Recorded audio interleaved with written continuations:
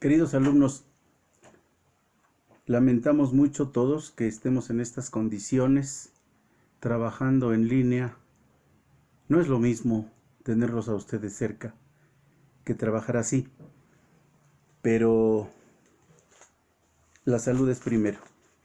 Quiero verlos después y esperamos que esta circunstancia tan difícil pase pronto.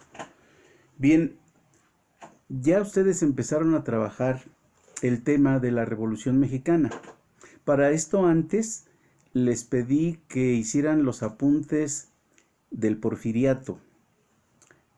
¿Qué es el porfiriato? Pues es la dictadura. Cuando termina la República restaurada, Porfirio Díaz se eterniza en el poder.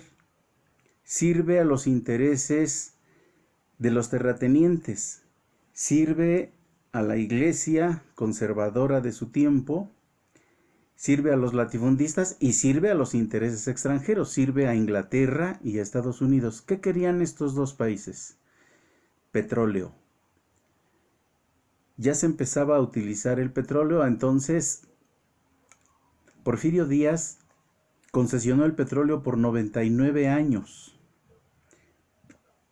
Entre paréntesis les digo que si no hubiera sido hecha la expropiación en 1938, hubiera durado 99 años la concesión que les dio Porfirio Díaz a los inversionistas extranjeros. Muy bien, pero la dictadura fue brutal en muchos sentidos. La dictadura fue no solamente que les entregaran el petróleo a los extranjeros, sino que la tierra de los campesinos, sobre todo de los indígenas y de los pueblos, fue entregada a las compañías deslindadoras. Hubo una serie de leyes por allí que ustedes van a investigar que les permitían a los ricos extranjeros apropiarse de la tierra de los pueblos y de los pueblos indígenas y eso permitió que creciera el latifundismo. Latifundio quiere decir mucha tierra en pocas manos. Ya les dije muchas veces que hay haciendas enormes, por ejemplo la de La Gavia. Se alarman muchos cuando les digo o les decimos que empezaba aquí en Toluca y terminaba en Acapulco. O la de Nicolás, una hacienda en San Nicolás Peralta, que empezaba en Lerma y terminaba casi en Tuxpan, Veracruz. Hubo un tiempo en que en el norte del país había haciendas en las que cabían 3 estados de Europa, en la tierra de Luis Rivera Terrazas, de los Rivera Terrazas. Bien, hagamos más sintético este tema y vayamos al siguiente punto. Los campesinos eran reprimidos. Los obreros, pocos que había, eran reprimidos con violencia por el ejército, por la policía, por los rurales y hasta por los extranjeros. Ustedes deberán investigar por allí las fechas, se las voy a dejar a ustedes que las investiguen, ya está preparado el trabajo para que lo hagan. Pero hay una represión brutal contra los obreros de Cananea. Hay otra represión brutal contra los campesinos de Río Blanco, Veracruz.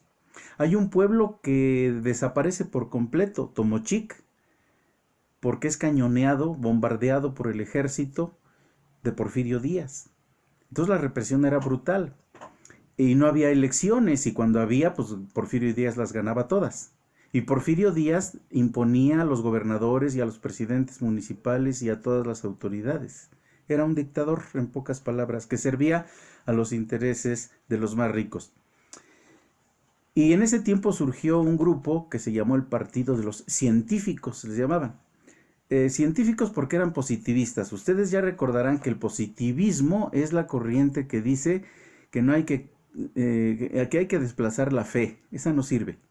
Hay que basarse en la ciencia, la química, la física, la matemática, la biología, todo lo que se puede cuantificar, demostrar fácticamente en la práctica, es el positivismo. Lo demás no sirve. La historia no servía. La filosofía menos. Entonces, el positivismo fue una corriente acertada en el aspecto educativo, pero fue una corriente que les permitió a los ricos hacendados tomar el poder. Bien, todas esas condiciones dieron como resultado que la represión, los golpes, la explotación, etcétera, etcétera, los malos tratos, el maltrato a los indígenas, pues estallara un movimiento. Y luego en 1908 vino un señor Krillman, que parece que es canadiense o norteamericano, creo que en el trabajo decimos que es norteamericano, y le hizo una entrevista al general Porfirio Díaz siendo presidente. Porfirio Díaz le dijo, yo ya me voy, ya no quiero estar en el poder, ya me regreso, ya me jubilo. Y resulta que con esa idea Francisco I. Madero se lanza a la revolución pensando que iba a respetar su compromiso Porfirio Díaz. No fue así. Cuando estaban en la campaña, Madero recorrió todo el país y había ferrocarriles. Recorre el país hasta donde se pudo, hace campaña y hay una muy buena respuesta del pueblo. Pero Porfirio Díaz simplemente ordenó que lo metieran a la cárcel y se acabó la candidatura de Madero. Porfirio Díaz volvió a ganar la presidencia de la República. Para esto ustedes encontrarán en el trabajo que hay varios partidos, varios candidatos y sobre todo hay un grupo de hombres que es Flores Magón. Los Flores Magón tienen un periódico que se llama Regeneración, forman el Partido Liberal Mexicano. Ustedes van a encontrar en el trabajo lo que planteaba este partido, el Partido Liberal Mexicano de los Flores Magón. Y quiero también pedirles que recuerden muy bien lo siguiente.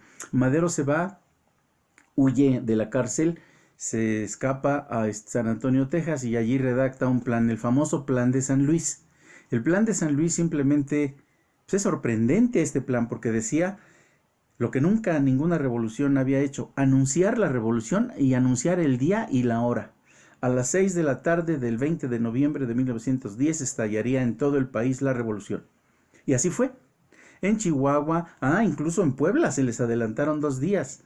En Puebla estalló antes la revolución porque descubrieron que los hermanos Cerdán tenían escondidas armas en su casa. Si ustedes van a Puebla, en el centro de la ciudad está la casa de los Cerdán. Y llegó la policía y hubo una balacera, mataron a los Cerdán, menos a las mujeres, pero así se inicia la revolución. Y Madero, en el Plan de San Luis, plantea que desconoce los resultados de la elección, que hay que llamar a la población a la guerra, a tomar las armas para echar del poder a Porfirio Díaz, y se inicia entonces de inmediato una enorme conflagración nacional que ustedes van a ver pronto y poco a poco en su trabajo que van a ir revisando. Quiero que tengan en cuenta primero la huelga de Cananea. Quiero que tengan en cuenta la huelga de Río Blanco, que tengan en cuenta cuál era la situación de los obreros en el país durante el gobierno de Porfirio Díaz, que tengan en cuenta el nombre y la obra de los hermanos Flores Magón, sobre todo de Ricardo, que por cierto después fue asesinado me parece que fue en Tucson, Arizona, en la cárcel. Y el Partido Liberal Mexicano también planteaba que el presidente de la República no debería ser nunca reelecto, que no debería haber reelección. Y bueno, ustedes van a hacer trabajo en el que van a tomar en cuenta los puntos de vista de Francisco y Madero y los van a colocar en las respuestas que siguen en el cuestionario. Ustedes van a tomar en cuenta en el inicio del trabajo que hay unas causas, la causa económica y la causa social de la Revolución Mexicana y también la causa política. Obviamente hay un fraude electoral, ustedes tendrán que tomar en cuenta eso. Francisco y Madero, con esto terminamos, había escrito un libro. El libro se llamó La sucesión presidencial de 1910. Con ese libro recorrió el país, lo distribuyó en todos lados y lo presentó. Y claro que Francisco y Madero es un héroe de la revolución porque es el primero que, a pesar de... Madero no era pobre, Madero era hacendado, era rico, pero con un pensamiento burgués, con un pensamiento progresista avanzado. Había que industrializar el país, no había que tener tierras baldías como había querido tener allí en la época de Juárez, la iglesia y demás. Con esto terminamos estos 10 minutos de exposición, esta clase primera que les voy a mandar, y espero que la vean, la repasen, la revisen y me pregunten si es necesario para contestarles. Muchísimas gracias.